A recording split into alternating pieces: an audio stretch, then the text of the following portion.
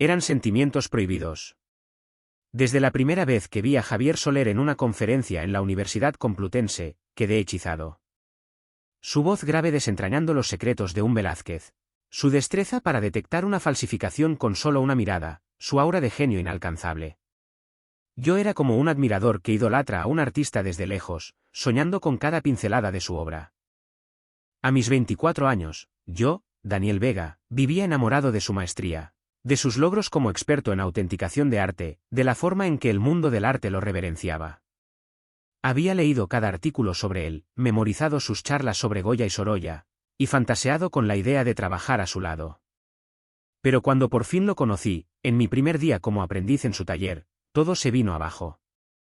Su mirada fría y su tono cortante al corregir mi primer análisis destrozaron la imagen idealizada que había construido. No era el mentor inspirador que había imaginado, sino un hombre severo, cuya exigencia aplastaba mis sueños.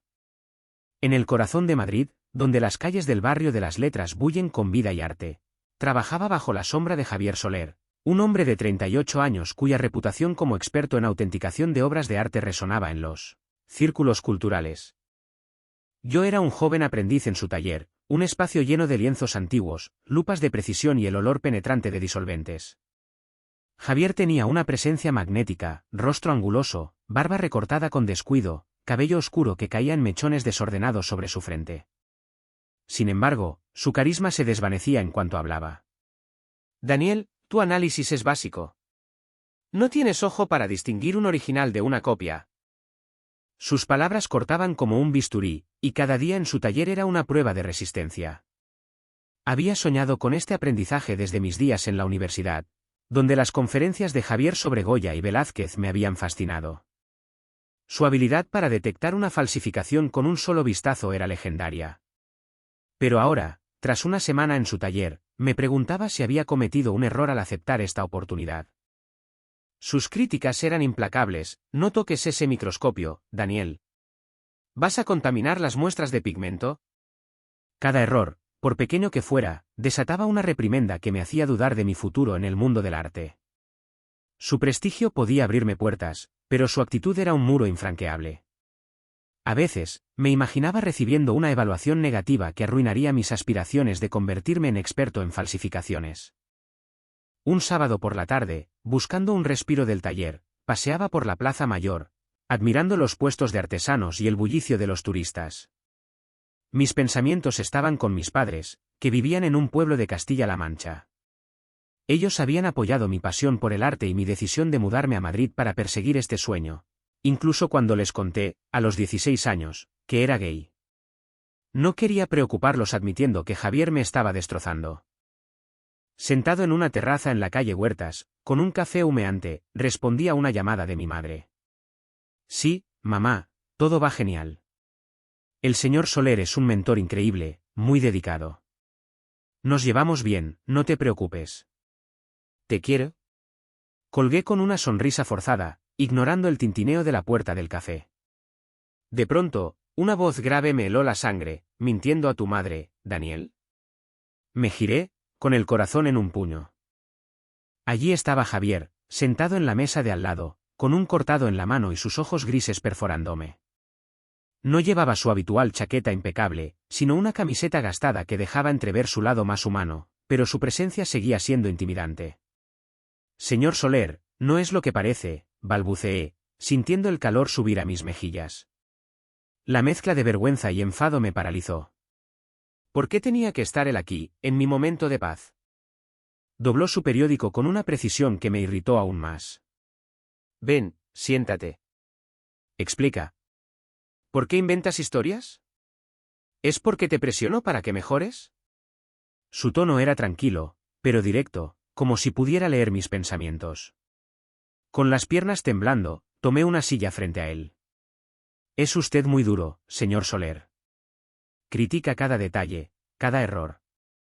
Mis padres están orgullosos de este aprendizaje, y no quiero decepcionarlos. Pero a veces pienso que no soportaré sus comentarios. Mi voz salió más frágil de lo que esperaba, pero era la verdad. Javier arqueó una ceja, imperturbable.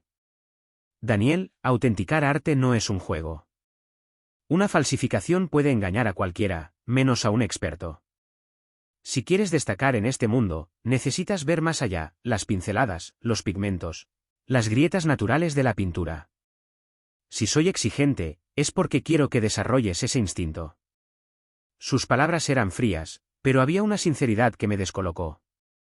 ¿Era esta su manera de enseñarme? Me quedé en silencio, atrapado entre el respeto por su conocimiento y la rabia por su actitud. Por un momento, vi un destello de algo más en él, pero no supe descifrarlo. El lunes, de vuelta en el taller, Javier volvió a ser el mismo tirano. Daniel, tu informe sobre los pigmentos es incompleto. Hazlo de nuevo. Ni una palabra sobre nuestra conversación en el café.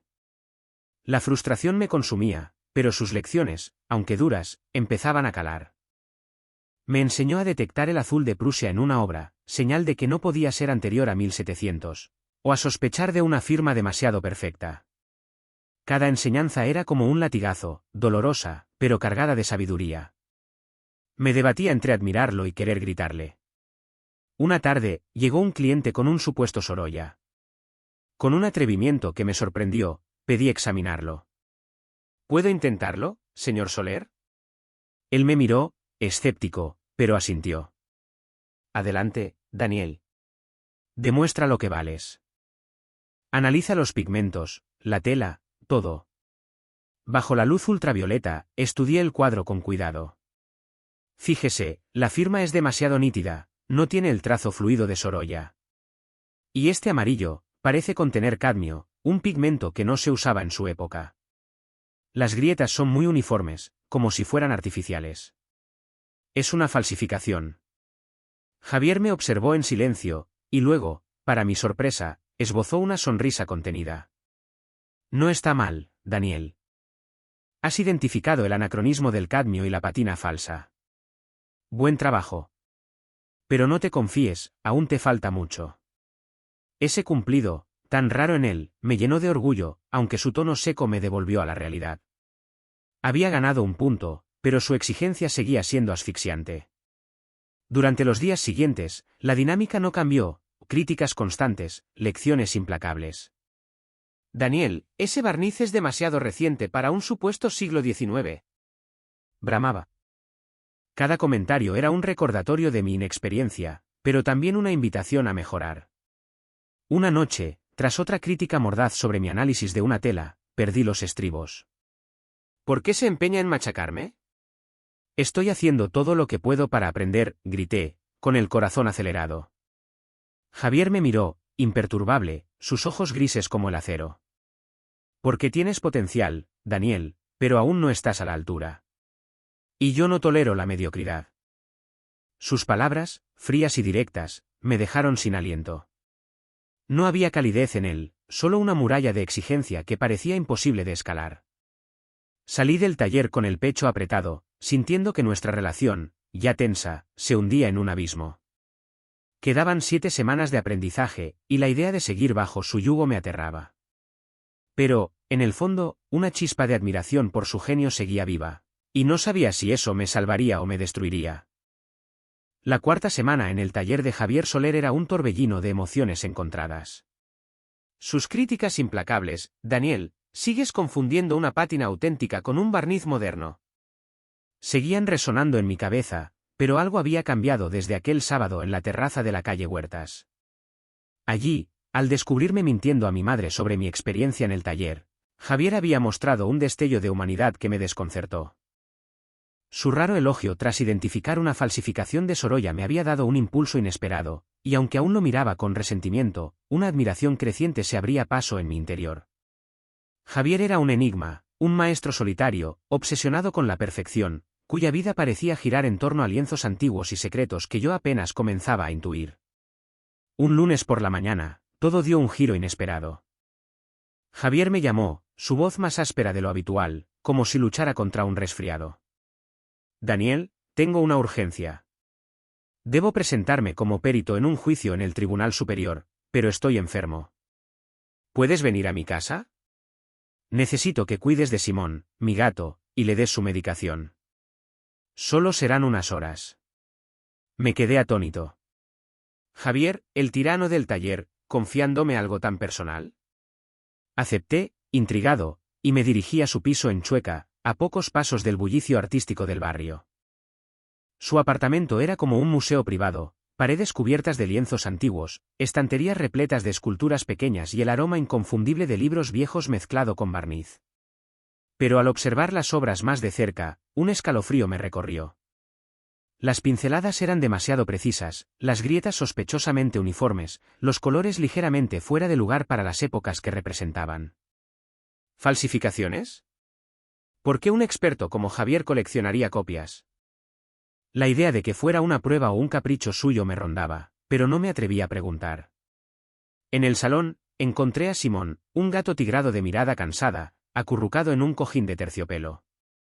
Javier, que había regresado discretamente, se agachó para hablarle con una suavidad que me desarmó. ¿Estás bien, viejo amigo?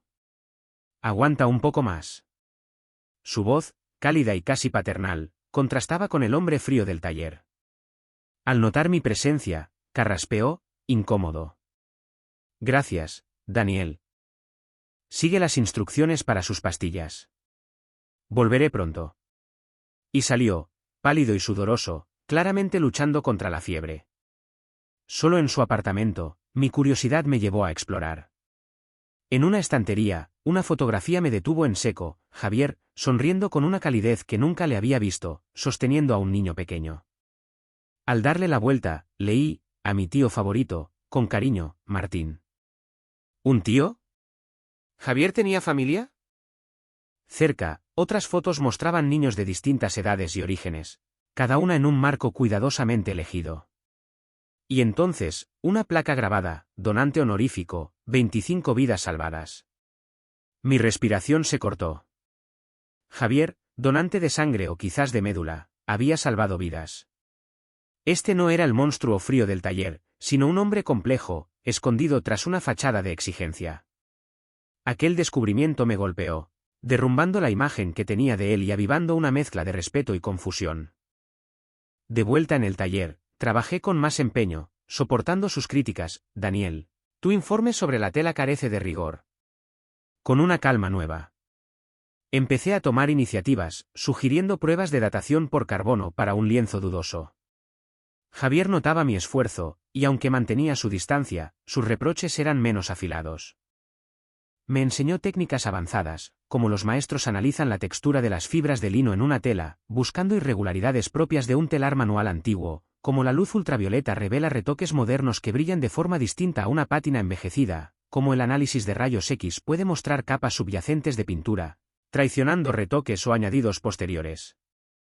Un verdadero maestro no solo mira, Daniel. Siente la obra.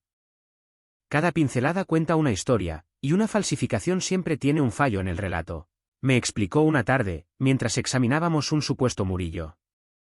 Sus palabras, aunque severas, empezaban a calar en mí.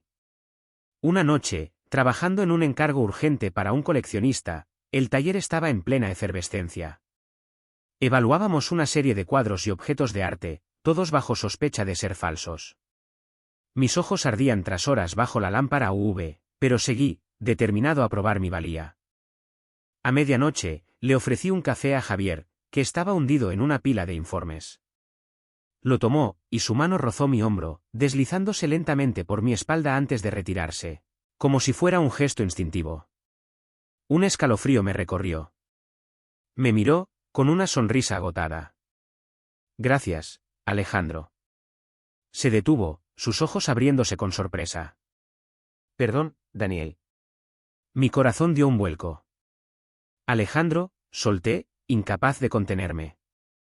Lo siento, no debería preguntar. Mis mejillas ardían, atrapadas entre la curiosidad y la vergüenza. Javier suspiró, frotándose las sienes. No es nada. Alejandro fue, mi pareja. Trabajábamos juntos, éramos expertos los dos. Me traicionó por una oportunidad en Nueva York. Perdona por ese gesto. Su voz era pesada, sus ojos evitaban los míos. Por primera vez, lo vi vulnerable, lejos del mentor intocable. Titubeé, y luego murmuré, me gustó. Las palabras se me escaparon, y me arrepentí al instante, sintiendo el calor subir a mi rostro. Javier me miró, su expresión indescifrable.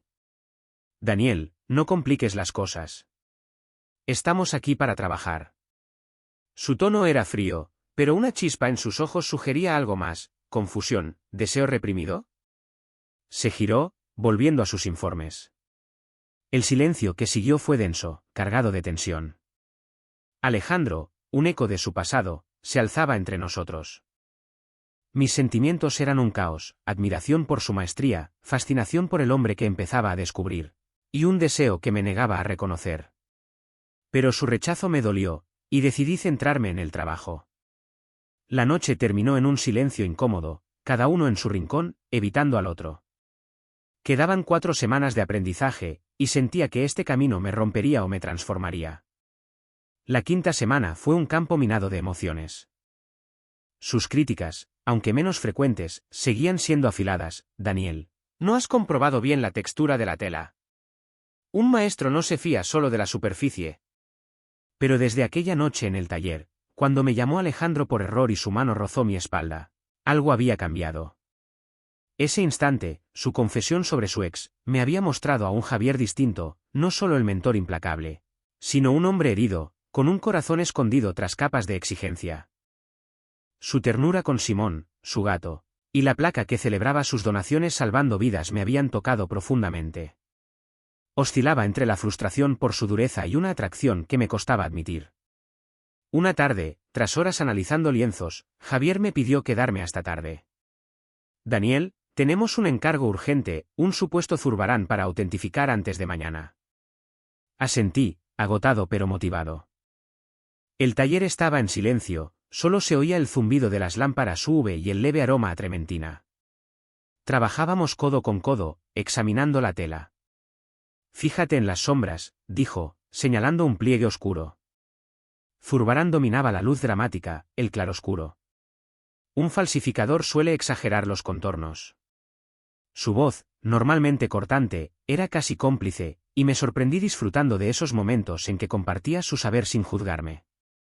Pero esa noche, Javier estaba distinto. Sus manos temblaban al ajustar el microscopio, sus ojos evitaban los míos. ¿Estás bien, Javier?, pregunté, rompiendo el silencio. Suspiró, dejando los instrumentos. No, Daniel. No del todo. Se sentó, frotándose el rostro. Alejandro me ha escrito. Quiere que hablemos. Me está removiendo todo. Su voz se quebró, y por primera vez lo vi sin su armadura, no el experto intocable, sino un hombre vulnerable, marcado por un viejo dolor. Me senté a su lado, con cuidado. ¿Qué pasó con Alejandro?, pregunté suavemente. Miró el lienzo, como si buscara respuestas en él. Éramos socios, en el trabajo y en la vida. Amantes, compañeros. Él aceptó un contrato en Nueva York y se fue sin mirar atrás. Creí que lo superaría, pero me cambió. Me encerré, Daniel. Por eso soy tan duro, para mantener a todos lejos. Sus ojos brillaban con una pena cruda, y mi corazón se apretó. Este era el Javier que había vislumbrado, el que cuidaba a Simón, el que donaba para salvar vidas. Me conmovía más de lo que quería reconocer. No tienes que seguir así, murmuré. ¿Salvas vidas, Javier? Tu sobrino Martín te adora, Simón te necesita. No estás solo. Me miró, sorprendido, como si nadie le hubiera hablado así en años. ¿De verdad lo crees, Daniel? Su voz era un susurro. Asentí, con el pulso acelerado. Había una calidez en su mirada, una grieta en su muro. Sin pensarlo, me incliné, y nuestros labios se rozaron en un beso breve, cargado de electricidad. Se apartó, con la respiración entrecortada. Daniel, no podemos. Soy tu mentor. Enrojecí, el corazón desbocado. Lo sé. Pero he visto quién eres de verdad. Y me gusta. Las palabras salieron torpes, sinceras. Había visto su fragilidad, su generosidad oculta, y me atraía, no solo como experto, sino como hombre. Javier desvió la mirada, turbado. No lo entiendes. Alejandro me destrozó. No quiero hacerte daño. Su tono vacilaba, como si luchara consigo mismo. Los días siguientes fueron extraños. En el taller, Javier era más suave, menos crítico. Me enseñaba detalles minuciosos, como los maestros examinan la preparación de la tela, buscando huellas de imprimaciones antiguas, como una pincelada auténtica sigue el grano natural de la madera o el lino, como el análisis infrarrojo revela bocetos previos que un falsificador rara vez imita. Mira aquí, Daniel, dijo un día, señalando un lienzo. El blanco de plomo original envejece con un tono cálido, no frío como las imitaciones. Me dejaba más autonomía, incluso me dio un informe para revisar. Léelo, Daniel. Confío en tu ojo. Su tono, casi cálido, me hizo sonreír. Empezaba a apreciarlo, no solo por su conocimiento, sino por el hombre complejo que se dejaba ver poco a poco. Sin embargo, la tensión no desaparecía. Cada mirada, cada silencio, estaba cargado. Una noche, mientras analizábamos otro cuadro, lo sorprendí observándome, pensativo. Daniel, ¿por qué te esfuerzas tanto? Podrías rendirte, odiarme como los demás. Me encogí de hombros, incómodo. Porque me enseñas cosas increíbles. Y veo más que al tipo duro. Veo al Javier que da, que ama. Sonrió, un gesto genuino, pero sus ojos reflejaban miedo. Tú haces esto complicado, murmuró.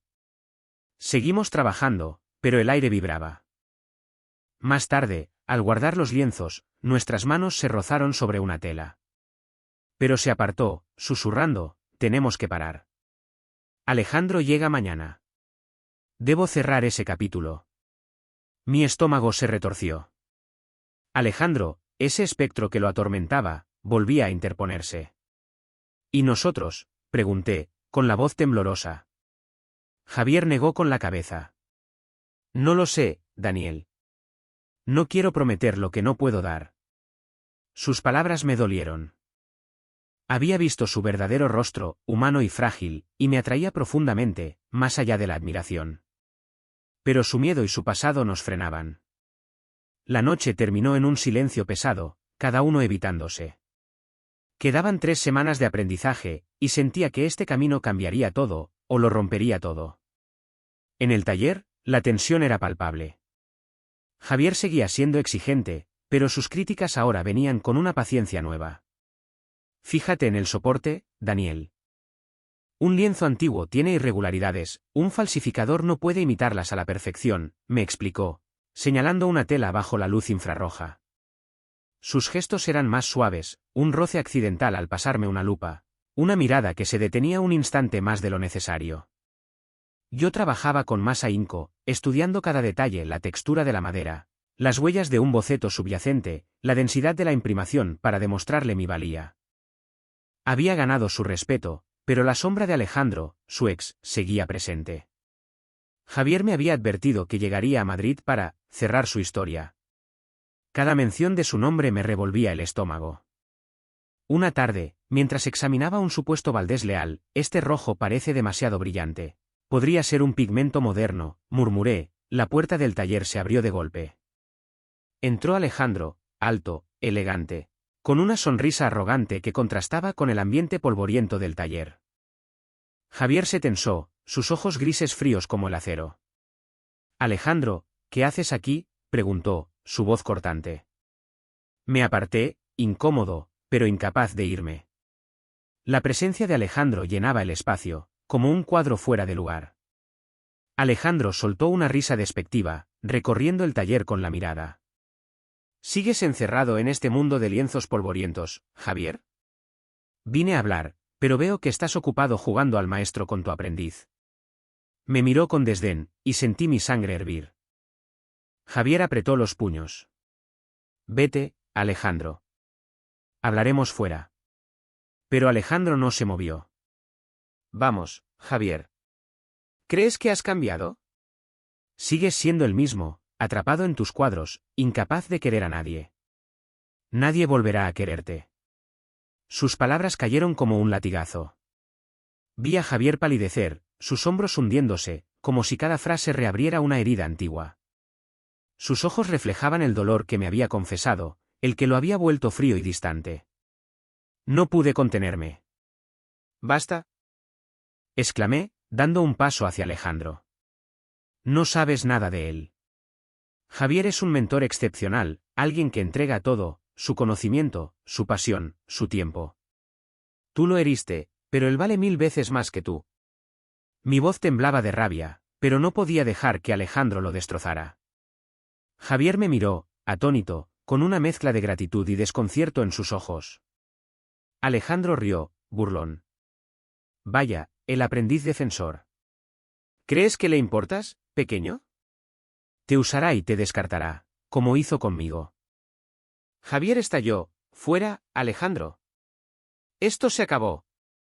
La discusión escaló, con gritos y reproches, traición, abandono, promesas rotas resonando en el taller. Yo estaba paralizado, con el corazón acelerado, presenciando la tormenta que Alejandro había desatado. Finalmente, Alejandro salió, dejando un silencio opresivo. Javier se desplomó en una silla, con el rostro entre las manos. Dudé, luego me acerqué. Javier, no escuches a Alejandro. No estás solo, dije con suavidad, apoyando una mano en su hombro. Levantó la vista, vulnerable, roto. ¿Por qué me defendiste, Daniel? Su voz era un murmullo ronco. Me encogí de hombros, avergonzado. ¿Por qué me importas? No solo como mentor. Eres más que tus críticas.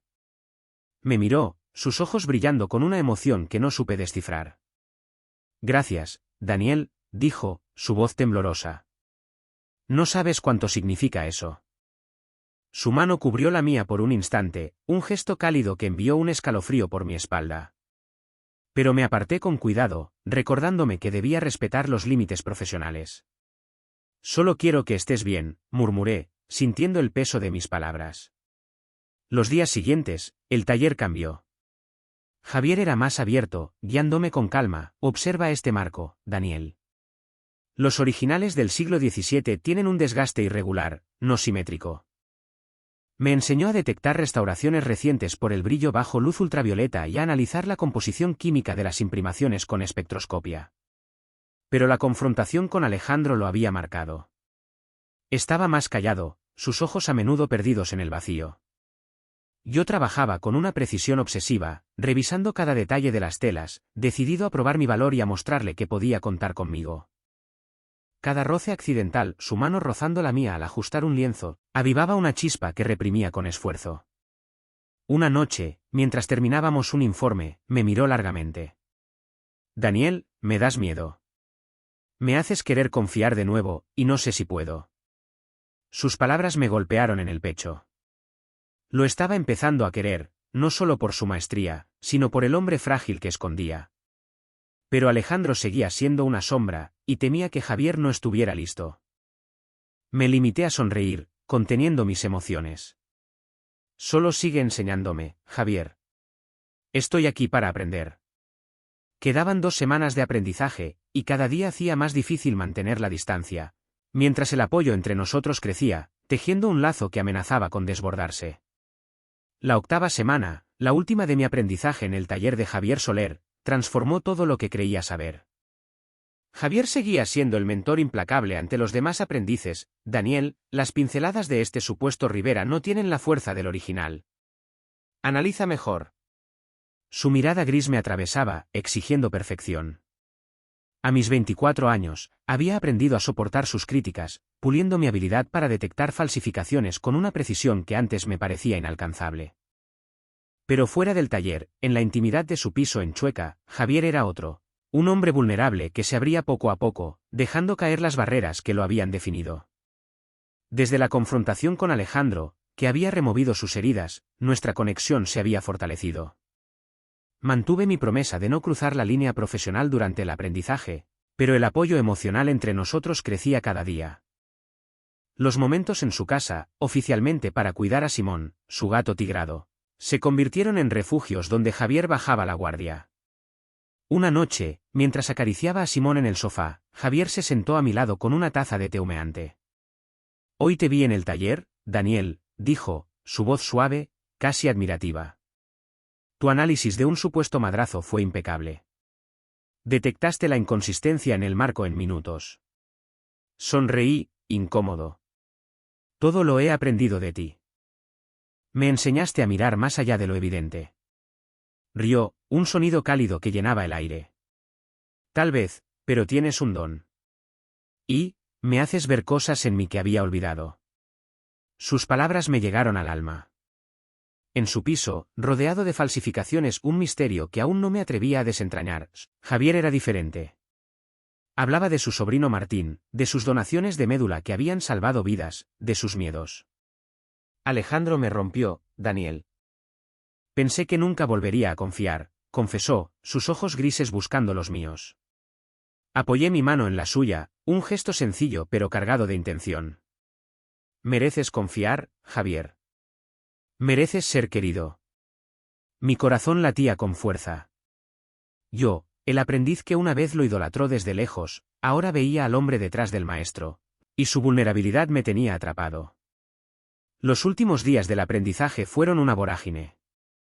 El taller estaba en plena efervescencia, finalizando un informe crucial para un coleccionista. Javier me confiaba tareas complejas, analizar el desgaste de una tela, evaluar un supuesto Caravaggio bajo luz rasante para detectar irregularidades en la superficie. Mira las uniones del bastidor, Daniel. En el siglo XVII, las maderas eran cortadas a mano, nunca perfectas, me explicó, con un brillo de orgullo en los ojos. Trabajé con obsesión, impulsado por su exigencia y por el lazo que crecía entre nosotros. Sus críticas, este informe necesita más detalle, Daniel. Ya no sonaban como ataques, sino como retos que me hacían mejor. La víspera del fin del aprendizaje, Javier me invitó a su casa. No es por Simón esta vez, dijo con una sonrisa tímida. Su piso olía a café y papel antiguo, con los lienzos falsos brillando bajo la luz tenue.